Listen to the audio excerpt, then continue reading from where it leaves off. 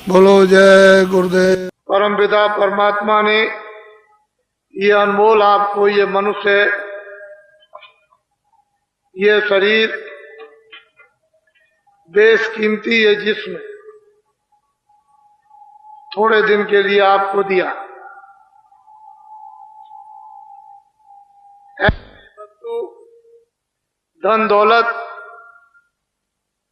से बनाई नहीं जा सकती। जब इतनी बड़ी चीज आपको दे दी और उसमें आपको दो अधिकार पूरे पूरे दे दिए, एक अच्छे काम करने के, एक बुरे काम करने।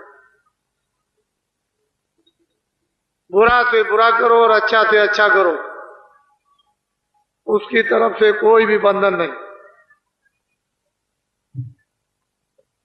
कोई रोक टोक नहीं, न हिंदुओं के लिए, न मुसलमानों के लिए, न सिखों के लिए, न ईसाई के लिए, किसी जनमानुष इंसान के लिए कोई भी ममानियत और रोक टोक नहीं। आंखों से अच्छा देखो या बुरा, कान से अच्छा सुनो या बुरा, वाणी से अच्छा बोलो या बुरा, मन से अच्छा संकल्प करो या बुरा, बुद्धि से अच्छा विचार करो या बुरा, हाथ और पैरों से अच्छा काम करो या बुरा, आपको पूरा पूरा अधिकार उसने दे दिया। ये अच्छा और ये बुरा। और जो कुछ भी आप सुबह से शाम और शाम से सुबह 40 बरस हो गए हो, 60 बरस हो गए हो, 80 बरस हो गए हो, जो कुछ भी आपने अच्छे और बुरे काम किए वो सब उसके यहाँ लिखे जाए, लिखे गए। न एक अच्छा छूटेगा, न एक बुरा छूटेगा। जब उसने अनमोल ये मनुष्य शरीर आपको थोड़े दिन के लिए दे दिया, तो हिंदू, मुसलमान और सिखों और ईसाइयों ने कभी अपनी अकल और बुद्धि से ये कभी सोचा है ये क्या है? पंचभौतिक शरीर, 5 तत्वों का जल, पृथ्वी, अग्नि, वायु, आकाश। और इसमें किसको बैठाया? जीवात्मा को, जिसको मुसलमान कहते हैं रूह, हिंदू कहते हैं जीवात्मा, अंग्रेजी शब्दों में उसको सोल कहते हैं। वो किसका अंश है, किसका जर्रा है, किसका कण है? उस परम पिता परमात्मा। तो आपको उसने बुद्धि भूत भविष्य वर्तमान के लिए कि पहले क्या था, अब क्या और आगे क्या होगा, उसको सोचने के लिए बुद्धि दे दी। तो आपने अपनी बुद्धि से कुछ सोचा कि पीछे क्या था, अब क्या और आगे क्या होगा?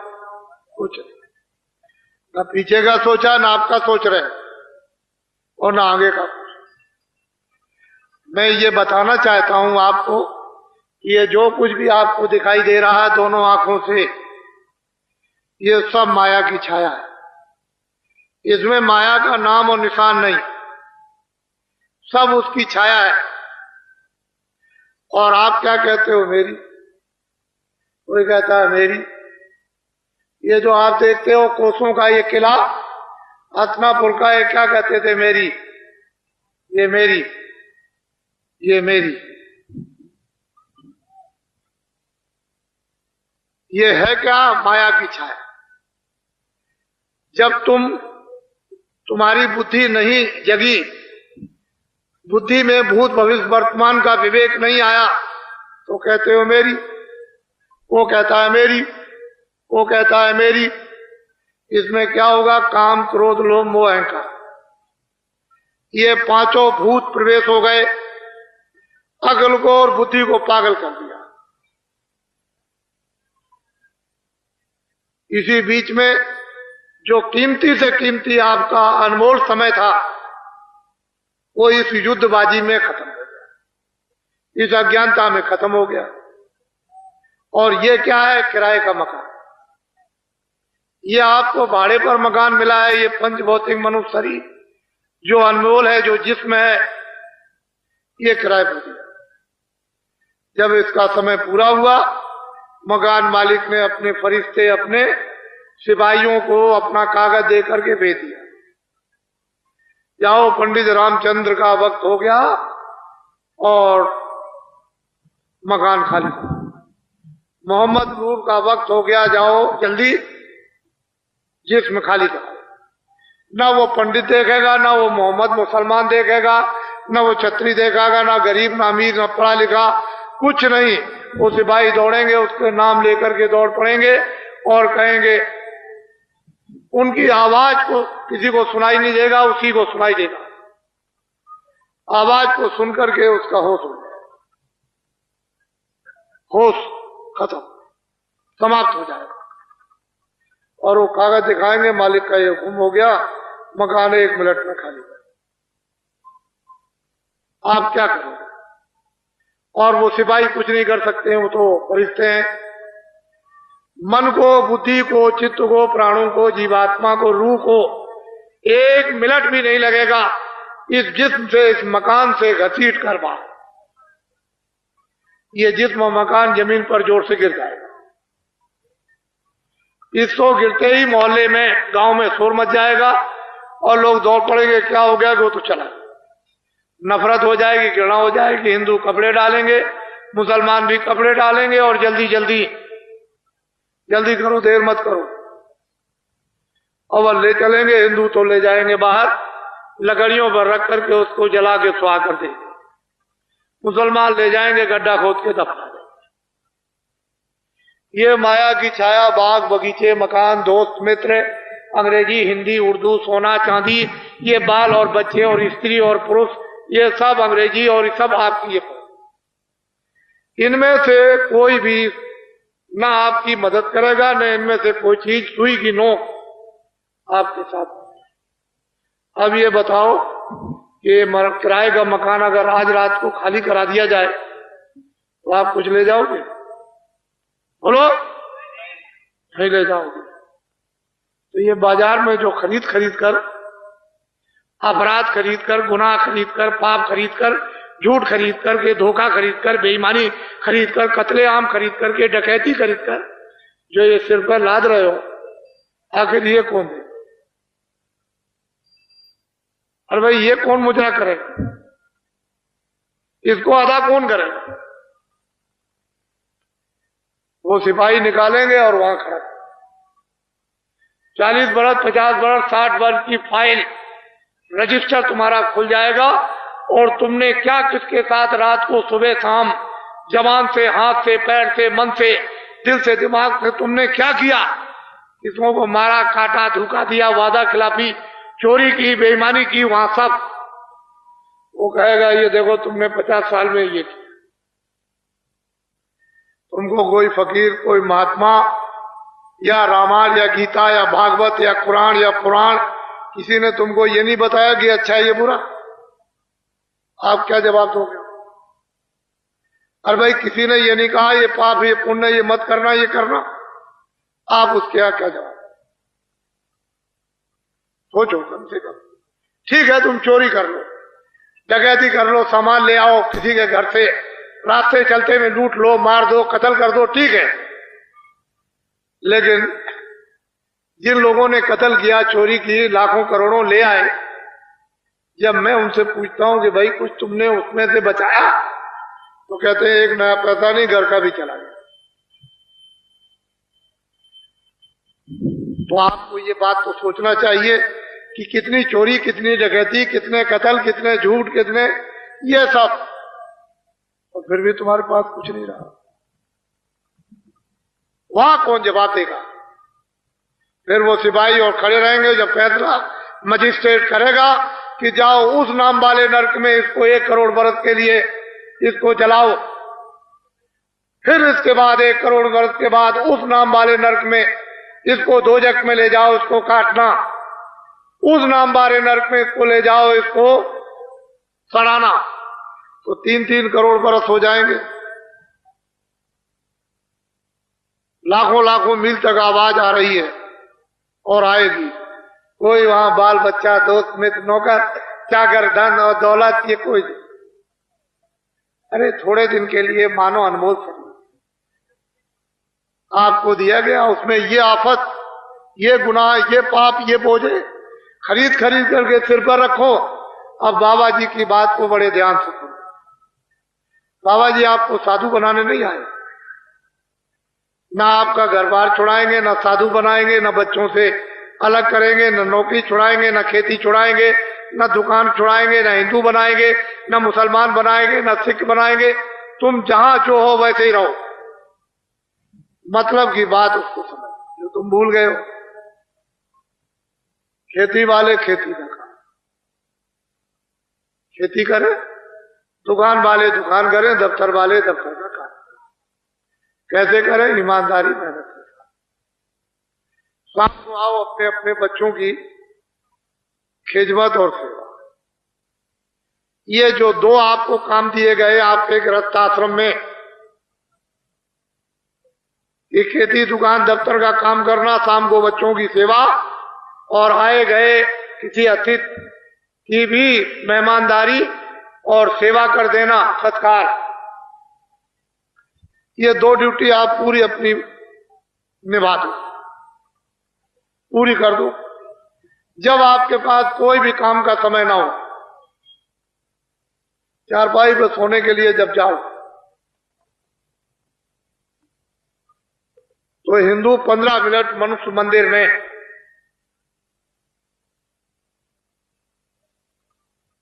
भगवान का भजन आत्मा से करें।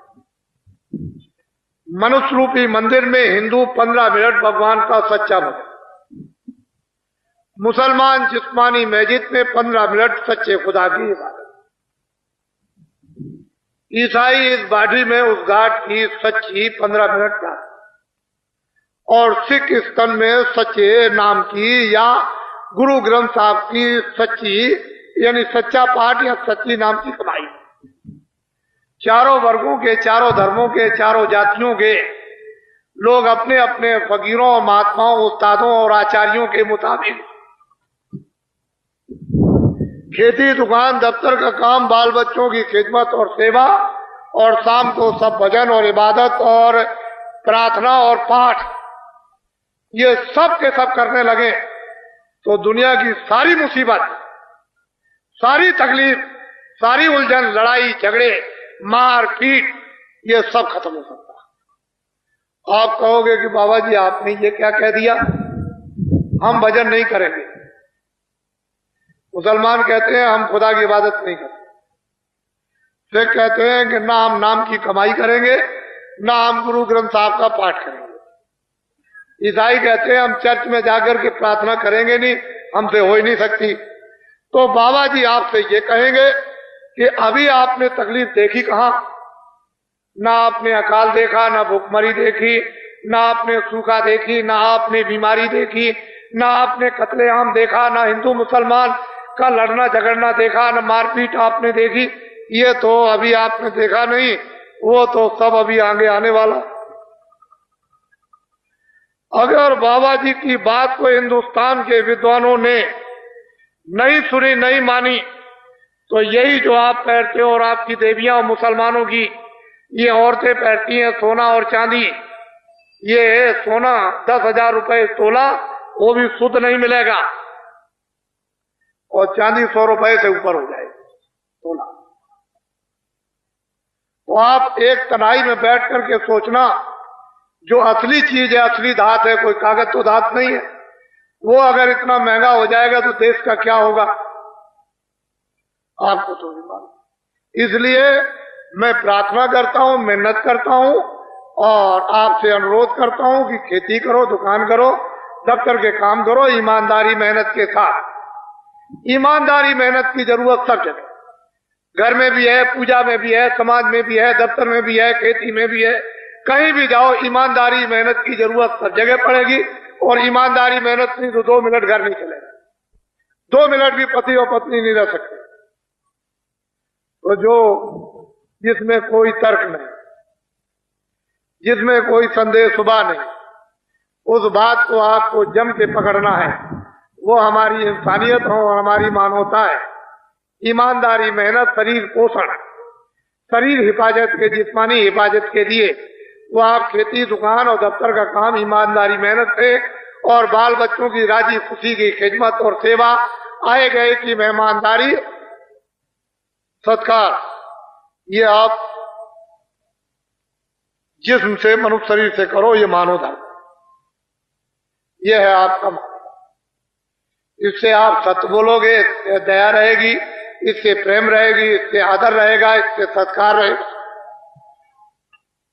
और इसी चीजों से चरित्र रहता है, बुद्धि में विवेक रहता है। काम, क्रोध, रोम, मोह, अहंकार को आप अपने वशीभूत कंट्रोल में इनको रख सकते हो, और ईमानदारी मेहनत चलिए। तुम खत्म, तुम्हारी समाज खत्म, तुम्हारा धर्म खत्म, तुम्हारी जाति खत्म, इंसानियत खत्म, मानवता खत्म, सारा राज खत्म, सब खत्म। इसको आप ध्यान में रखें। तो हम दो चीज देना चाहते हैं। जितने हमारे छात्र आए अपनी चीज लेकर जाएंगे, जितने भी हमारे भूमि जोतक, खेतिहर, काश्तकार आए अपनी चीज लेकर जाएंगे, और जितने भी हमारे व्यापारी व्यापार करते हैं, दुकानदार, उद्योगपति, अपनी चीज लेकर के जाए। छोटे और बड़े जितने भी दफ्तरों में कर्मचारी और अधिकारी काम करते हैं, अपनी अपनी चीज लेकर के जाएं। हम किसी की चीज अपने पास रखना नहीं चाहते, लेकिन पहले हमको असली चीज दे लेने दीजिए, क्योंकि मुझे ये समय मिलेगा नहीं। जब मुझे समय नहीं और मुझे अभी मिल गया, तो ये आप अपना सौभाग्य समझो। मैं ये जानता हूं कि आपको लेना नहीं आता, और दे दिया जाए तो रखना भी नहीं आता, ये मुझको मालूम है, ये हम सब जानते हैं। लेकिन मेरे पास समय नहीं है, और उसकी मेहरबानी, उसकी कृपा, उसका आदेश, उसका हुक्म हो रहा है कि तुम हीरा बांट दो, अनमोल संपत्ति बांट दो, आत्माओं का धन, रूहों का खजाना बांट दो। तो मैं उसके हुक्म की मुझे तो तामील करनी है, अधूरी तो करनी है, आदेश का पालन कर। मेरे पास समय नहीं है, देश इतना बड़ा है, गांव इतने हैं, पूरब पश्चिम है, इसलिए मुझे पहले अनमोल वस्तु दे लेने दीजिए, क्योंकि ये अवसर कभी मिलेगा नहीं। आधी घड़ी, एक घड़ी, आधी घड़ी, आधी में पुनः जरा सा भी, अरे बूंद बूंद भर के तुम एक एक पैसा जोड़ते हो, लखपति और करोड़पति हो जाते हो। ये तो तुम्हारी आत्माओं का बिखरा हुआ धन, अगर कहीं उसको कण कण अगर जोड़ के जमा कर लो, तो बूंद बूंद लोटा भर जाएगा, गड़ा भर जाएगा, तालाब भर जाएगा, समुद्र भर जाएगा। अरे मानव शरीर तो इसीलिए मिला था कि अब की बार अनंतों जन्मों के बाद कितने सतयुग, कितने त्रेता, कितने द्वापर, कितने कलयुग बीत गए, ये मनुष्य शरीर से हाथ धो बैठे। अब की उसकी कृपा और मेहरबानी हो गई, तो इस जीवात्मा को जहां से आई वहां पहुंचा दिया जाए। तो आपने तो इसके लिए कुछ सोचा नहीं, और इसमें लगे पड़े हो जो तुम्हारी नहीं है। ये भी तुम्हारा नहीं और ये भी तुम्हारी नहीं, लेकिन इसके लिए कहा कि इसकी हिफाजत करना, इसकी मलहम पट्टी करना, देख रेख करना, इसमें जो जीवात्मा बैठी है इसकी रक्षा करके उसको जगा लेना और जहां से आई पहुंचा देना। तो अब वो भी काम नहीं किया और इसका भी, इसको भी तोड़ फोड़ दिया। जब उसने इसको दिया था तो शुद्ध, साफ, पाक, निर्मल, न मन गंदा, न बुद्धि गंदी, न चित्त गंदा, न इंद्रियां गंदी, न दिल न गंदा, न दिमाग गंदा, न आत्मा गंदी, न रूह गंदी, पाक साफ। जब वो आप अधिकार दे दिया तो आपने गंदा कर दिया। अब जब मांगेगा तो पूछेगा, हमने तो तुमको साफ दिया था, तो ये गंदा क्यों तुमने किया? यही तो तुम्हारे ऊपर जिम्मेदारी, क्योंकि उसने अपने हाथ में कुछ नहीं रखा। वो अमोलक वस्तु, आपके पास समय कहां, आप सुबह से शाम तक, ये बेचारे जो आए हुए हैं भूमि जोतक, अपने अपने दर्द को, अपने अपने कैंसर को, अपनी अपनी बीमारी को, अपनी अपनी तपेदिक को इस तख्त पर पटको, ताकि हम ये समझ जाएं कि तुमको ये तपेदिक हो गई, तुमको ये कैंसर हो गया, तुमको ये फोड़ा हो गया, तुम में इतना मवाद है। इसको जब पटकोगे इस मंच के ऊपर में, तो हमने दवा बना ली, फट दवा निकालेंगे और तुमको दे देंगे, लो ये खा। हमने ये सब दवा बना करके रख ली।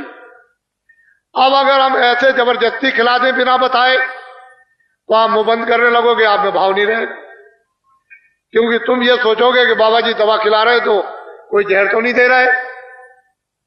लेकिन जब तुम में भाव बन जाएगा कि अरे भाई हमें तो कैंसर हो गया, फोड़ा हो गया और ये बीमारी हो गई, ये हो गया वो, और ये तुम अब ठीक हो जाओगे तो मुंह खोल दोगे, मुझे डालने में सहूलियत और तुमको अंदर ले जाने में सहूलियत,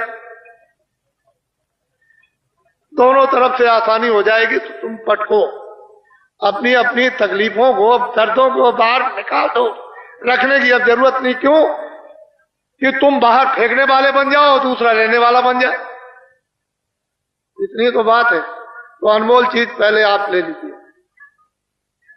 यह अवसर नहीं मिलेगा। इतनी मैं आपसे प्रार्थना और अपील करूंगा कि आप लोग सबके सब शाकाहारी हो जाओ। जितने अनाज दिन में 100 बार खाओ, जितनी सब्जियां दिन में 100 बार खाओ, सूखे और गीले फल दिन में 100 बार खाओ, और हजम कर सकते हो तो दिन में 100 गिलास दूध के पियो, और भी हजम कर सकते हो तो 1 किलो घी तुम खाओ। तुमको अगर मना करे तब तुम कहो कि बाबा जी यह आपने क्या किया, ये क्यों मना कर दिया। लेकिन शाकाहारी जीवन बनो। और एक प्रार्थना और मिन्नत यह है, इसको अपील समझो, प्रार्थना समझो, मिन्नत समझो, आरजू समझो। एक हमारी आपसे ये प्रार्थना है कि आप लोग शराब पीना छोड़ दो। जो कोई भी शराब पिएगा, हिंदू हो, मुसलमान हो, सिख हो, ईसाई हो, छोटा हो, बड़ा हो, अमीर हो, गरीब हो, कोई हो, जो कोई भी शराब पिएगा उसके घर बच्चे बर्बाद, उसका घर बर्बाद, उसकी स्त्री बर्बाद, उसका धन बर्बाद। जो कोई भी शराब पिएगा वो बच्चों को मारेगा, स्त्री को मारेगा, माँ बाप को मारेगा, भाइयों को मारेगा, अड़ोस पड़ोस को, और गाली गलौज दे। जो कोई भी शराब पिएगा झूठ बोलेगा, धोखा देगा, बेईमानी करेगा और वादा खिलाफी करेगा। जो कोई भी शराब पिएगा वो चोरी करेगा और डकैती करेगा और कत्ल करेगा और कत्ल करेगा। आपके पड़ोस में कोई भी शराब पीता हो तो देखिए, अगर उसके बच्चे और स्त्री दुखी ना होते हो तो मुझे बता, सुख में रहते हो तो मुझे बता दीजिए। आपसे मेरी प्रार्थना है, इसको छोड़ दो। ये आपके न हित में है, न शरीर के हित में, न परिवार के हित में, न बच्चों के हित में है, न आत्मा के हित में, न लोक के हित में, न आपकी कीर्ति के हित में, न परलोक के हित में, कुछ किसी तरह का आपके हित में है ही नहीं। इसको आप छोड़ दो। ये मेरी अपील है, मैं कोई तो जुल्म जोड़ तो कर नहीं सकता, क्योंकि मुझे भी कहने का अधिकार है ये बुरा ये अच्छा। आपको अधिकार है उसको मानना न मानो, तो मैं इतनी अपील तो कर ही सकता हूं, प्रार्थना तो कर ही सकता हूं। इसको आप छोड़, फिर दिन में आप खेती करो, दुकान करो, दफ्तर का काम करो, बच्चों की सेवा करो, और शाम को भगवान का जिस तरह से बता दिया जाए 5 मिनट, 10 मिनट, 15 मिनट बैठकर सुबह शाम को लेटकर खेत में, खलिहान में, जहां कहीं भी समय आपको मिल जाए वो भगवान का भजन करो। अगर तकलीफ न चली जाए तो मुझसे कहना। लेकिन कहोगे कि मैं ये काम नहीं करूंगा तो शास्त्रों का निचोड़, धर्म पुस्तकों का निचोड़, मजहब किताबों का निचोड़, कि जीवन के कष्ट, कलेश, दुख, शोक, संताप, लड़ाई झगड़ा बिना हरिभजन के नहीं जाती, हो जा ही नहीं सकती। और ये कहो कि खाली पेट भरने के लिए चिल्ला रहे हो, तो तुमसे अच्छे जानवर हैं, तुमसे अच्छे पंछी हैं, उनकी किस्मत में, उनकी प्रारब्ध में वो भोजन रखा हुआ है जो उड़ कर जाते हैं और पेड़ों पर बैठकर, मैदान में बैठ करके चर लेते हैं और पेट भर लेते हैं। और तुमको ये पंच भौतिक मनुष्य शरीर दिया और बुद्धि दी है, और तुमने अपनी प्रारब्ध को ठोकर मार दी, किस्मत को खो दिया। तुमने भगवान पर, खुदा पर यकीन, विश्वास किया ही नहीं कि मेरी प्रारब्ध में सब कुछ रखा है, मेरी श्वास पर मुझको मिलेगा इस शरीर की रक्षा के लिए। तो उसको तो आपने प्रारब्ध को गड्ढे में डाल दिया। नया काम कोई करते नहीं हो, प्रारब्ध तो ठोकर लगा रहे हो, गड्ढे में डाल दिया। अब रोते और चिल्लाते हो। तो तुम ये समझो कि भगवान ने हमको जो प्रारब्ध दी है वो देगा, शरीर की रक्षा के लिए खाना भी देगा, पानी भी देगा, कपड़े भी देगा, सब कुछ देगा। अब आप कोई नया काम अच्छा करो, जो किया है तुमने बुरा उसको छोड़ो। थोड़ा समय बचा है, ये भी हाथ से जाने वाला और ये लौट के फिर आपको मिलेगा नहीं। मनुष्य शरीर मिला नहीं। जो इस गांव से चले गए वो कभी भी इस गांव में आए नहीं कि मैं आ गया। तुम रोज देखते हो कि बच्चा जब घर में पैदा होता है तो आज तक राजा के यहाँ, धनी मानी के यहाँ और किसी भी काश्तकार के यहाँ बच्चा हंसता हुआ तो कभी पैदा हुआ नहीं। जितने भी बच्चे पैदा होते हैं सब रोते हैं। क्या तुमने अपनी बुद्धि से सोचा है कुछ लेके आया? कुछ जाति लेकर आया, कुछ भाषा लेकर आया, कुछ पहचान लेकर आया, कुछ सुनना लेकर आया, कुछ समझना? खा रो रहा, चिल्ला रहा। काहे में चिल्लाता है? दर्द में, पीड़ा में चिल्ला। तुम बड़े नादान और पागल निकल गए कि संसार को समझने की, जड़ चीजों के समझने की तुमको बुद्धि दे दी और फिर चिल्लाने लगे मेरी। वो ऐसा मतलब नादान है कि जाते वक्त में एक मारेगा पीछे से ठोकर, तुम गिर पड़ोगे। पहचान भी रखवा लेगा, सुनना भी रखवा लेगा, बोलना भी रखवा लेगा, समझना भी रखवा लेगा और नंगा कर देगा। ये भी वक्त उतरवा लेगा, बिल्कुल खाली। तुम ये बात तुम्हारे घर घर, गांव गांव में घटना होती है। अगर इसी से तुम बुद्धि को जगा लो तो और शिक्षा लेने की जरूरत आपको है ही नहीं। ये शिक्षा अगर गांव गांव में माँ बाप की मिलती रहती है, बुजुर्गों की, तो आज सब लोगों को बोध रहता। ये सब घटनाएं क्यों आपके सामने उपस्थित होती? तो अनमोल चीज ले लीजिए, मैं ज्यादा समय नहीं लगाऊंगा, मुझे तो बहुत कुछ कहना है। यह है दीक्षा। अभी जो दूंगा दीक्षा, मंत्र, उपदेश, आत्मधन।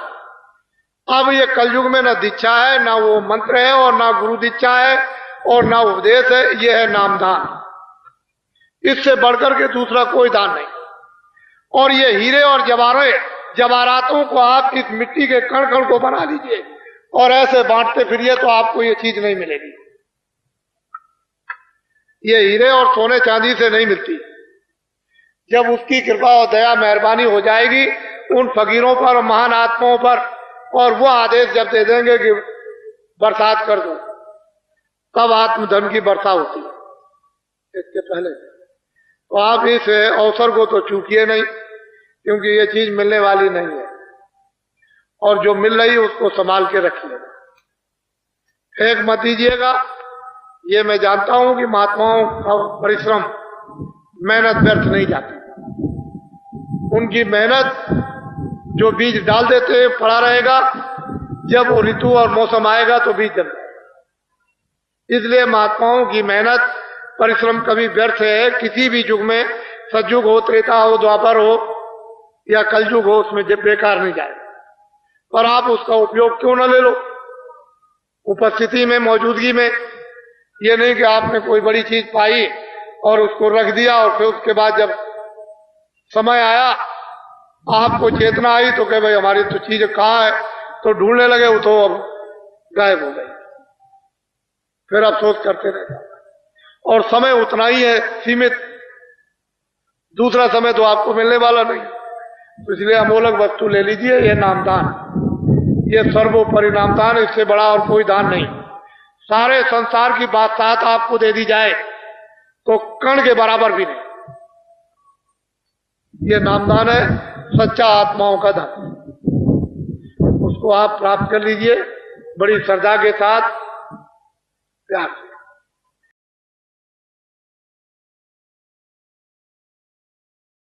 इस किराए के मकान का नाम तुलसीदास। आश्रम मथुरा में है। सारे हिंदुस्तान में जय गुरुदेव नाम का प्रचार करता हूं। ना मेरा नाम, ना आपका नाम, उस परमपिता परमात्मा का, उस ब्रह्म का, उस सर्वशक्तिमान, उस खुदा, उस गाठ का। मैंने अपना पूरा परिचय आपको दे दिया। मेरे पास जाति कोई बच्चा नहीं। मुझे न राष्ट्रपति की ख्वाहिश, न प्रधानमंत्री की ख्वाहिश, न मुझको राष्ट्रपति बनना, न मुझको प्रधानमंत्री बनना। ये सब चीजें लिखने की हैं। मेरे पास कोई बच्चा नहीं है कि मैं झूठ बोलूंगा, धोखा दूंगा, बेईमानी करूंगा, चोरी करूंगा, वादा खिलाफी करूंगा, आपको ठगूंगा, आपको धोखा दूंगा, आप पर डकैती डालूंगा। मेरे पास कोई बच्चा नहीं। मैं फकत बैठा हुआ हूं। मैं तो ये समझता हूं कि ये जितने भी खड़े और बैठे हैं सब मेरे बच्चे हैं। आत्म दृष्टि से, ज्ञान दृष्टि से तो आप मेरे सब बच्चे हो, व्यवहारिक दृष्टि से आप अपने माँ बाप के बच्चे हो। व्यवहारिक दृष्टि से तो मुझे आप अपना दोस्त बना लो, तुम मेरे दोस्त बन जाओ, लेकिन ज्ञान दृष्टि से तो तुम बच्चे हो, मैं आपको अपना बच्चा समझता हूं। अब यहां से मैं शुरुआत करता हूं। मैं उस जमाने का आदमी हूं जब अंग्रेजों का राज, मैंने अंग्रेजों के राज को, उनके अधिकारियों को, कर्मचारियों को, उनकी व्यवस्थाओं को, उनके न्यायालयों को होश में देखा, बेहोशी में नहीं। उनके राज में 1 रुपए चांदी का 60 किलो गुड़, 60 किलो चना, 60 किलो चावल बाजार में बिकता था। मेरे पूरे होश में 6 पैसा तोला चांदी बिकती थी। मेरे पूरे होश में अच्छी तरह से 12 रुपए प्योर शुद्ध सोना 1 तोला मिलता था। क्षमा कीजिएगा, ना मैंने इतने कत्ल देखे, ना इतनी डकैतियां देखी, ना इतनी चोरियां देखी, ना इस तरह के न्यायालय देखे, ना इस तरह के अस्पताल, ना ऐसी दवाओं की फैक्ट्रियां देखी, ना ऐसे डॉक्टर, ना झूठे मुकदमे और ना झूठी गवाहियां। बड़े सीधे साधे सच्चे लोग गांव में रहते थे, और कोई घटना अकस्मात गांव में हो गई किसी से, चाहे ब्राह्मण हो, चाहे क्षत्रिय हो, चाहे छोटा हो, कोई किसी तरह का हो, फौरन शाम को पंचायत बैठ गई बुजुर्गों की, और तुरंत बिना कचहरी, बिना न्यायालय के, बिना पैसे और बिना स्टाम्प के फौरन बैठ करके और बात फौरन पता चल गई कि किसका इसमें कसूर है, किसका नहीं। मालूम हो गया बेटा तुमने ये बुरा काम किया, ये लो 5 रुपए, अगर ज्यादा कोई जुल्म हुआ तो 5 रुपए प्रसाद जाओ, कन्याओं को खिलाओ, नहीं 8 आने का। ज्यादा कसूर हुआ तो 1 महीने का हुक्का बंद, और ज्यादा अगर गलती हो गई तो साल भर का हुक्का बंद। फौरन कहा कि मैं पैर छूता हूं, इन सब के पैर छुओ और माफी मांगो। माफी मांगी, पैर छुए, आइंदा नहीं। फैसला हो, सब में मोहब्बत, सब में प्यार, मिलजुल करके रहते थे। चाहे कोई भी गांव की घटना हो, ब्याह की हो, शादी की हो, मरी की हो, सब लोग उसके दरवाजे पर। 30 त्योहार में सब मैंने जमाना होश में देखा, और 30 साल सत्याग्रह देखा। 30 साल पूरा सत्याग्रह देखा, स्पीचें सुनी, व्याख्यान सुने, लेक्चर सुने। ये बताया गया कि अंग्रेज हैं, ये जमींदार हैं, ये राजे हैं, ये बड़े दुराचारी हैं, बड़े अत्याचारी हैं, और बड़े ये हैं, और इस तरह से ये सब हमने सुना। 30 साल सत्याग्रह, और उसके बाद 48 में आजादी भारत को मिल गई। तो उस आजादी में न रेडियो का योगदान, न अखबारों का। ये जो भूमद्योतक बैठे हुए सब योगदान इन्हीं का। हमने पूरा जमाना देखा, और ये योगदान न अखबार न रेडियो, ये भूमद्योतक। 48 में आजादी मिल गई, कचहरी मिल गई, अधिकारी मिल गए, फौज मिल गई, खजाना मिल गया, ये मिल गया, कागज पत्र मिल गए, छात्र मिल गए, काश्तकार मिल गए, दुकानदार मिल गए, फैक्ट्रियां मिल गई, सारा सामान आपको मिल गया। अब मैं आप सबसे पूछना चाहता हूं कि ये सब सामान मिल गया, और आप क्या लेक्चरों में कहते थे, देश मेरा है, भूमि मेरी है, हम सबको निकाल देंगे, आजाद हो जाएंगे, और ये करेंगे, सब मेरा है, ये रामायण मेरी है और गीता मेरी। ये सब बड़े बड़े लंबे चौड़े भाषण सुने, हम भी देख के सुनते रहे। ये सब 48 में आजादी मिल गई। तो मैं आपसे ये पूछना चाहता हूं कि अब आप ये काम क्यों करते हैं? बच्चों को मारना, छात्रों को मारना, स्कूल जला देना, कारखाने जला देना, दुकानदारों को मार डालना, दफ्तर जला देना, कर्मचारी अधिकारी मारना, इनको मारना, काश्तकारों को मारना, मजदूरों को मारना, रेल को जला देना, बसों को जला देना, इनको जला देना, उनको जला देना, और फिर अनाज को जला देना। अब आप ये काम क्यों करते? मैं आपसे पूछता हूं, इससे ये पता चलता है कि आपका देश में आपके कारखाने नहीं है, आपके दफ्तर नहीं है, आपके छात्र नहीं है, आपके स्कूल नहीं है, आप मतलब ये रामायण नहीं, न गीता नहीं है, आपके ये काश्तकार नहीं है। इससे तो ये मालूम होता है कि आपके कुछ है ही नहीं। अब आपने ये काम क्यों किया, मुझे ये बताइए। 40 सालों को मुझे देखते देखते हो गए।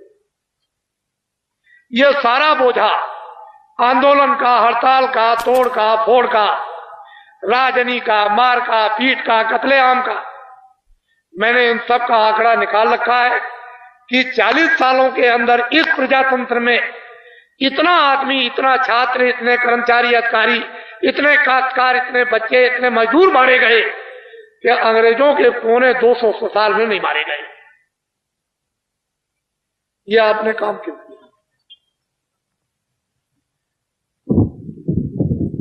अब देश आपका हो गया, फौज आपकी हो गई, खजाना आपका हो गया, कारखाने आपके हो गए, खेती आपकी हो गई, ये सब चीजें आपकी, बच्चे आपके हो गए, स्कूल आपकी। आप ये काम क्यों करते कराते हो? मैं सोचते सोचते जब मैं ये उपदेश कर रहा था कि भजन करो, भजन करो, आत्मा का कल्याण करो, भजन करो, अच्छे आदमी बनो, अच्छे इंसान बन जाओ, तुम मेहनत करो, मतलब ईमानदार रहो, तो ये चिल्लाते हैं कि मुझसे नहीं, मैं भजन नहीं करता। क्यों नहीं कर सकते? क्या झूठे मुकदमे 20 चल रहे हैं, हमारा घर लूट गया, हमारी खेती चली गई, हमारे बच्चे मार दिए गए, हमारा कारखाना जला दिया, हमारे दफ्तर को तोड़ दिया, हमारी स्त्री मारी गई, बच्चा मारा गया, हमारा पति मार दिया गया, हमसे भजन नहीं होगा। अब ये सब चिल्लाते चिल्लाते चिल्लाते मैंने सोचा कि शायद उत्तरी प्रदेश में घटना होती हो, तो बाबा जी ने सर्वे को करने के लिए 4 फरवरी सन 86 को एक काफले की घोषणा की कि एक काफला निकलेगा सर्वे करने के लिए, वो 12 प्रांतों में जाएगा। उसकी घोषणा हुई 12 प्रांत और 90 दिन चलेगा। 90 उसके पड़ाव पड़ेंगे, 90 दिन होंगे, 10,000 किलोमीटर की यात्रा होगी। आप लोग जल्दी से तैयार हो जाओ। 4 फरवरी को ये मथुरा से चला 86 में, और ये मथुरा से चला, पूरब में इधर गया, फिर बिहार गया, फिर बंगाल गया, फिर आसाम गया, कुछ हिस्सा मेघालय, कुछ हिस्सा नागालैंड, फिर भी ये आपके उड़ीसा गया, और फिर मध्य प्रदेश गया, महाराष्ट्र गया, और गुजरात गया, और राजस्थान गया, और हरियाणा। 4 मई को मथुरा में वापस आ गया, 90 दिन पूरे। मेरे साथ 675 आदमी थे। फिर मुझे एक आदेश हुआ कि अभी पूरा सर्वे नहीं हुआ है, एक दूसरा काफला और निकाल दो। तो दूसरे काफले की एक घोषणा हुई कि वो 26/12/87 को 26/12/86 को चलेगा, 26/12/86 को चलेगा। और वो उस काफले की तैयारी हुई और 26/12/86 को मथुरा से चला। उसका पड़ाव 27-28 को अयोध्या में सरजू जी के किनारे। इतना आदमी इकट्ठा हुआ सरजू जी के किनारे अयोध्या में कि दोनों मेले पीछे हो गए। इतना दोनों मेलों में आदमी इकट्ठा नहीं होता जितना कि 27 और 28 दिसंबर 86 को आदमी इकट्ठा हुआ। और वहीं से ये मेरे साथ में चला। तो ये 29 को बहराइच, फिर लखीमपुर, पीलीभीत, फिर बरेली, फिर उसके बाद मुरादाबाद, हापड़, मुजफ्फरनगर, सहारनपुर, फिर ये सीधा हरियाणा में 7 पड़ाव करता हुआ गंगानगर के पार से रावतसर, सरदार शहर, सुजानगढ़ और सीकर और जयपुर और टोंक, उसके बाद बूंदी, बूंदी के बाद झालावाड़, और उसके बाद मध्य प्रदेश में आगर, देवास, देवास से चला धार, धार से फिर ये चला गुजरात में संतरामपुर, और वो गुजरात में होते हुए अहमदाबाद के बगल से, और बीच बड़ौदा शहर में मेरे साथ 50,000 आदमी से ऊपर थे। 50,000 आदमी से ऊपर थे। मेरे साथ 80 दिन का कार्यक्रम था, 8000 किलोमीटर की यात्रा थी और 80 पड़ाव थे। अब ये गया महाराष्ट्र में, फिर इधर गया गुजरात, महाराष्ट्र और कर्नाटक गया। मेरे साथ 50,000 आदमी थे ऊपर कर्नाटक से, और फिर उसके बाद फिर आया मध्य प्रदेश में, फिर उसके बाद में चला गया उड़ीसा, और उड़ीसा के 7 जिले किए। उड़ीसा से बंगाल, बंगाल से बिहार, और बिहार से 15 मार्च को सन 87 में त्रिवेणी संगम इलाहाबाद में इसका समापन निर्विघ्न, कोई रास्ते में विघ्न, किसी प्रांत में विघ्न नहीं। और सड़कों पर मैं लाखों आदमी लेकर के चल सकता था, लेकिन मैंने ये सोचा कि व्यवस्था में बाधा पहुंच जाए। हमारे कर्मचारी, चलने वाले, यातायात के हमारे काटकार और जितने भी और लोग हैं, वो व्यवस्थित ढंग से नहीं रह सकेंगे, अव्यवस्था हो जाएगी। तो इतना ही, किसी काश्तकार में, सेठ साहूकार में, कर्मचारी, अधिकारी, किसी भी 14 प्रांत में कोई किसी तरह की बाधा नहीं। मैं ये दिखाना चाहता था कि अनुशासन नाम क्या था। और ये 14 प्रांत में घूम करके ये सीधा उस विशालता के साथ संपन्न हुआ कि कुंभ में इतना आदमी नहीं आएगा। इतना आदमी ये 15 मार्च को इलाहाबाद संगम पर सन 87 में उपस्थित था। यह समाचार रेडियो अखबारों पर है। आपको यह जानना चाहिए कि परिवर्तन रेडियो अखबारों से नहीं होगा। बाबा जी ने यह सब सर्वे कर लिया, और सब सर्वे करने के बाद कर्मचारी अधिकारियों को क्या तकलीफ है, काश्तकारों को क्या तकलीफ, छात्रों को क्या तकलीफ, मजदूरों को क्या तकलीफ, सेठ साहूकारों को क्या तकलीफ है, ये सब सर्वे करने के बाद इनकी एक दवा बताई। दवा तैयार की गई और फिर उसके दरबार में दवा तैयार कर ली, उपस्थित कर दी गई कि जो आपने आदेश जितना दिया था उसकी पाबंदी की गई, पालन किया गया। अब जो आगे आदेश है तो मैंने इनको किसी को नहीं बताया। एक घोषणा हो गई कि बहराइच जिले में तहसील केसरगंज, गांव देवलखा, 10 सितंबर को एक कार्यक्रम विशाल होगा। किसी को बताया कुछ नहीं। इन सब लोगों को अंधेरे में रखा, और जब पहुंच गया तो वहां झंडा भी बना हुआ, और ये सब तैयारी बिल्कुल विधिवत, विधि विधान के साथ, पूजन के साथ, वेद मंत्रों के साथ वहां पर भूम ज्योतक हितैषी काश्तकार संगठन की एक आधारशिला, बहुत विशाल जनसमूह के साथ यह प्रचार हिंदू मुसलमानों में कराया गया कि कोई हिंदू आ जाएगा, कोई मुसलमान तो कत्लेआम हो जाएगा, इसलिए बाबा जी के पास कोई मत पहुंचना। 1-2 दिन तक तो मुसलमान, उनकी औरतें एक दिन डरी, लेकिन कुछ आई, मुसलमान बहुत आए। दूसरे दिन तो उनका सारा बहन दूर हो गया। और मैं आपको क्या बताऊं कि दाढ़ी रखने वाले मुसलमान बड़े बड़े पंखे लेकर और हिंदुओं को इस तरह से पंखा हाँक रहे, हवा कर रहे, उस महफिल में हवा कर रहे। भूम ज्योतक हितैषी काश्तकार संगठन की आधारशिला रख दी गई, और उस आधारशिला के बाद जो भूम ज्योतक हितैषी काश्तकार संगठन का जो काम जो चालू हुआ है, वो 5 और 6 यानी 7 नवंबर को इसी 87 में चालू हो गया। और इतने बड़े जन समुदाय के साथ में यह कार्यक्रम उस मैदान में हुआ जो शायद कोई आदमी सोच भी नहीं सकता। लोगों ने ट्रेनें रोकना बंद कर दिया कि अगर ट्रेन रोक देंगे यहां पर बालामऊ में तो आदमी इधर से पैसेंजर से या तो ऊपर जाएगा, तो ट्रेन जो शाहजहांपुर से सीधी लखनऊ खड़ी की, और लखनऊ की खड़ी चली हुई शाहजहांपुर खड़ी की, वहां ट्रेनें ही खड़ी नहीं की। लोगों ने सोचा कि भीड़ ना हो, तुम ट्रेन बंद कर दो, बस बंद कर दो, लेकिन जिसका निशाना लग गया है वो वहां पर निश्चित पहुंचेगा। वो रुकने वाला नहीं है कोई, उसको कुछ करो। ये भूमि जोतक खेतिहर काश्तकार संगठन, मैं इनके बारे में 2 वर्षों से चिल्ला रहा था कि मैंने इनकी बीमारी को पकड़ लिया, इनके दर्द को समझ लिया है, और वो इतना दर्द है कि 2 अरब की आबादी आज भारत की है। इस आबादी में 1 अरब 60 करोड़ तो काश्तकार है, भूमि जोतक। सारा दारो मदार इन्हीं के ऊपर है।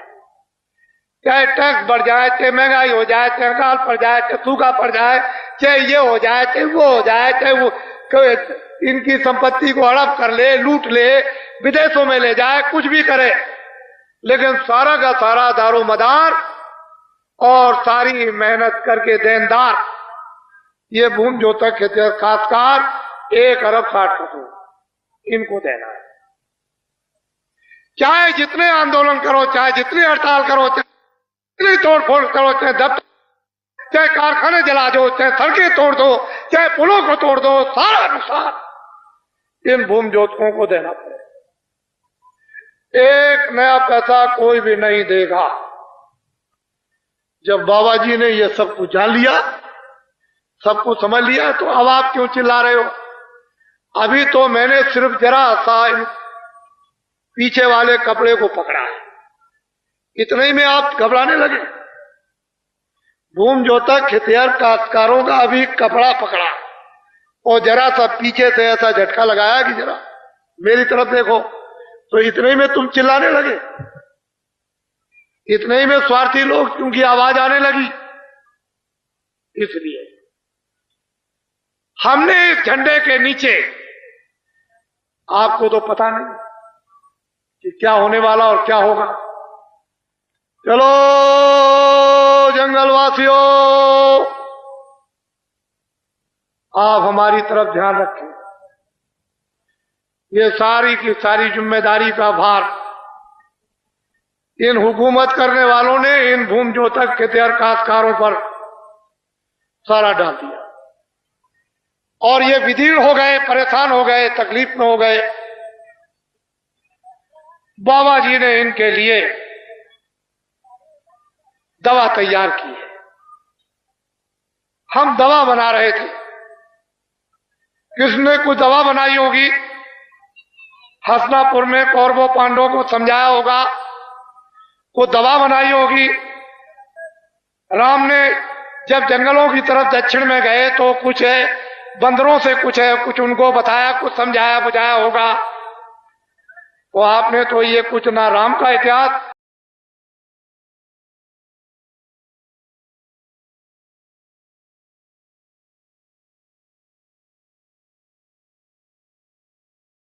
आया अखबार और रेडियो पर कि अगर ये गजट कहीं रेडियो अखबार पर बोल दिया गया तो दुनिया के लोग तमाम जान जाएंगे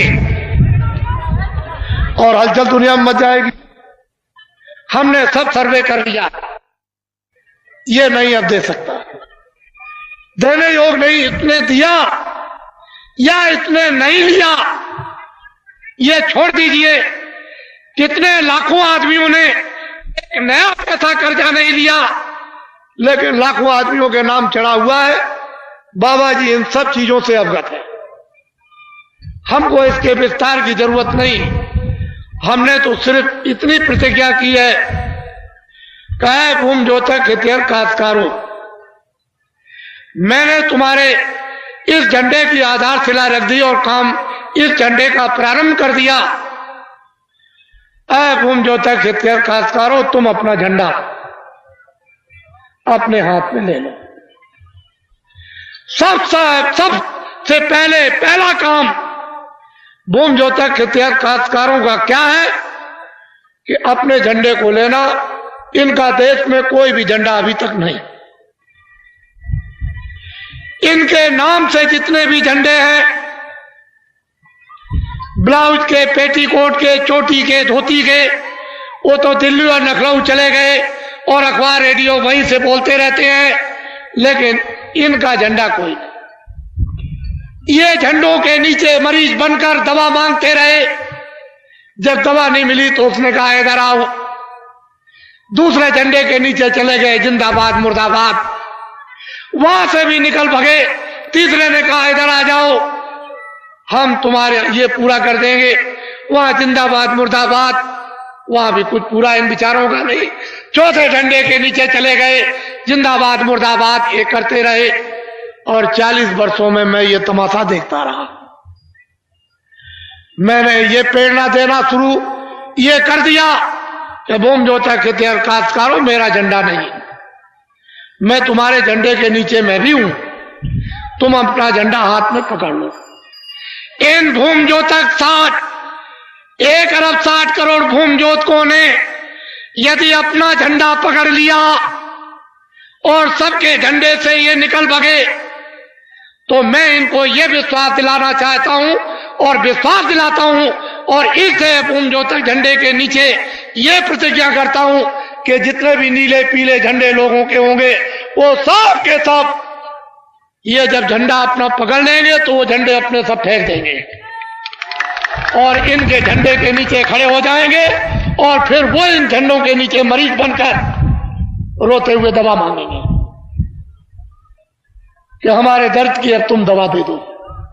अब ये तो इनके ऊपर है दवा दे ना दे। इसलिए भूम जोतक खेतिहर काश्तकारों, तुम्हारा देश में इस तरह का संगठन बनने जा रहा कि तुमको न किसी कचहरी में जाना, न तुमको कोई सत्याग्रह करना, न किसी की रैलियों में जाना, न तुमको कोई मांग मांगनी किसी भी प्रकार की।